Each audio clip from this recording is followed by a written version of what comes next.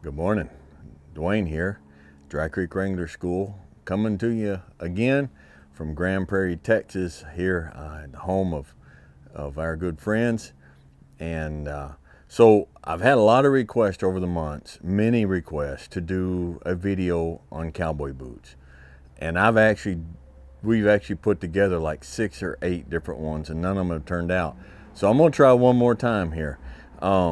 This is going to be a very simple, very straightforward, very practical talk about cowboy boots. I needed a pair of cowboy boots.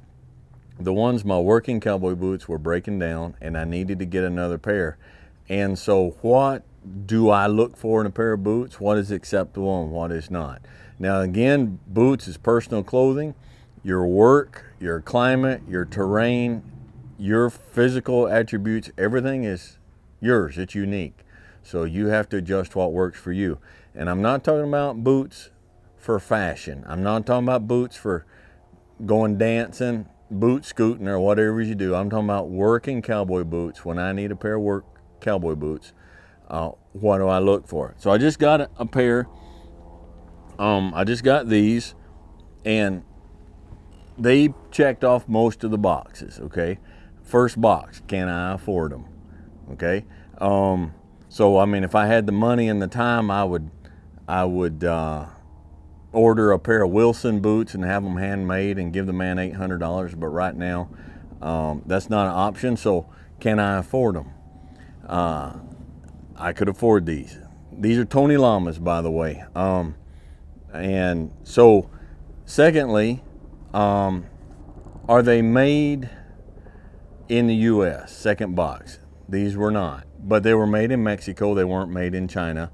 That checked the second box. Now that's my box. I know a lot of guys out there are buying Ariots and different boots that are made in China, and you like them and they work for you. Perfect, wonderful. Not knocking that at all. I'm just giving you my deal, what I look for. I want the foot to be leather, just leather. Okay. Number one, I don't want it to be suede or rough out, because you can't oil it, you can't clean it as well, and it doesn't, in my experience, it doesn't shed water in wet weather as well. And I don't want an exotic. I don't want caiman. I don't want alligator. I don't want snake. I don't want ostrich. I want a good leather, a good leather foot, and a leather shaft. The next thing I want is I want a lower heel. Now, for years I wore boots with riding heels, higher heels, more spur ledge. But now I find these days that with my knees and as I'm getting older, my physical limitations, that the higher heels just hurt me and I can't wear them. I want a medium round toe.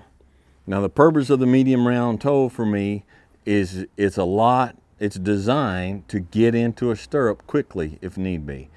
One of the trends today in cowboy boots is they have the big square toe, and it's getting to where it's hard to find a decent pair of boots without that square toe.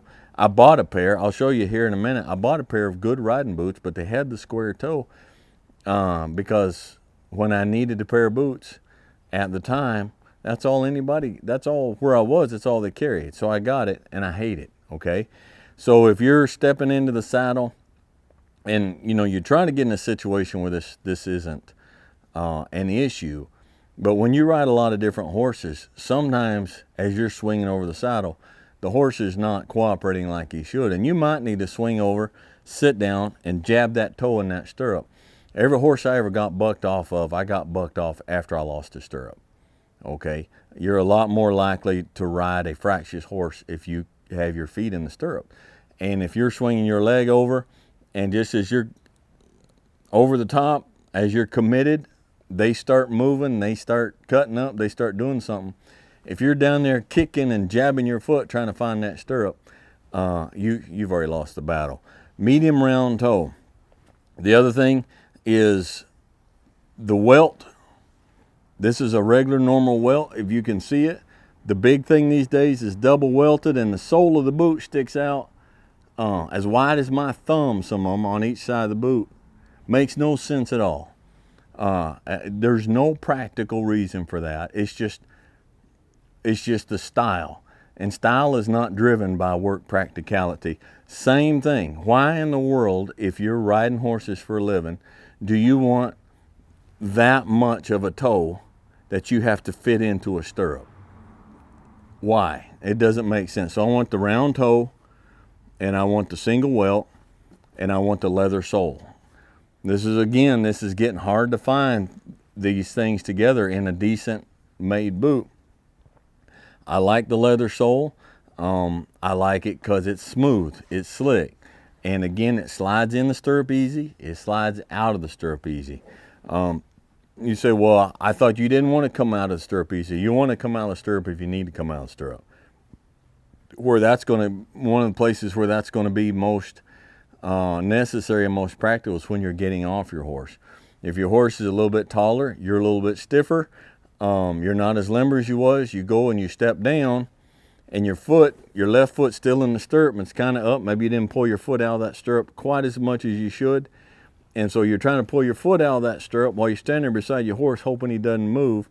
And the ridges on the bottom of the rubber sole of your boot is kind of hanging there, and it's getting a little hard to get out. Not the best situation to be in.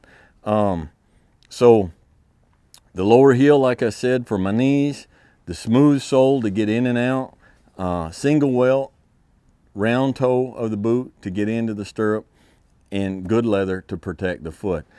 A true cowboy boot for cowboys, every aspect of it is practical. It all has a reason.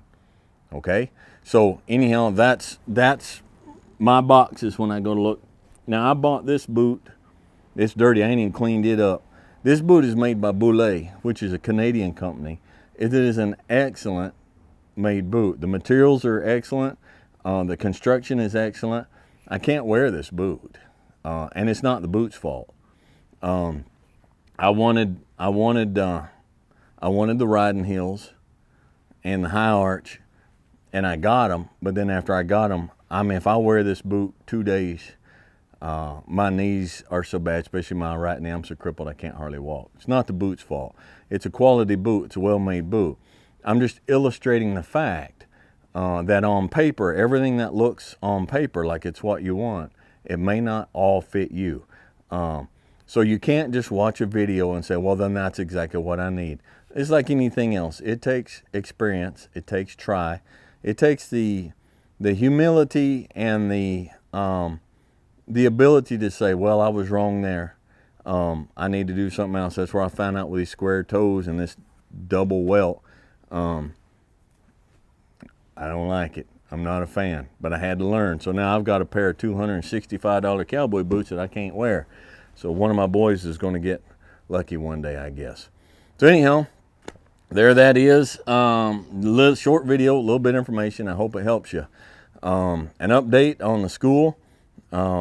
We have a website up now, www.drycreekwranglers.com. So you can go on there and start getting more information about the school. And so I hope that helps you. Stay in contact. If you like this content, click like, subscribe if you haven't, click that bell. If you know somebody else who's shopping around for boots and don't really know what to work for, these are working boots, like I said, okay? It's very rare today that, well, let me finish my thought. Hit share and send a link to them, okay? It's very rare today that you wake up of a morning, get in the saddle, and ride all day and get out of the saddle at the end of the day, day after day after day. There's usually a lot of time spent on the ground, and so the heel has a lot to do with that. Okay, so if you want to continue to support the channel, we do have, go over and check us out on Patreon, Dry Creek Wranglers, and we'll catch you guys next time.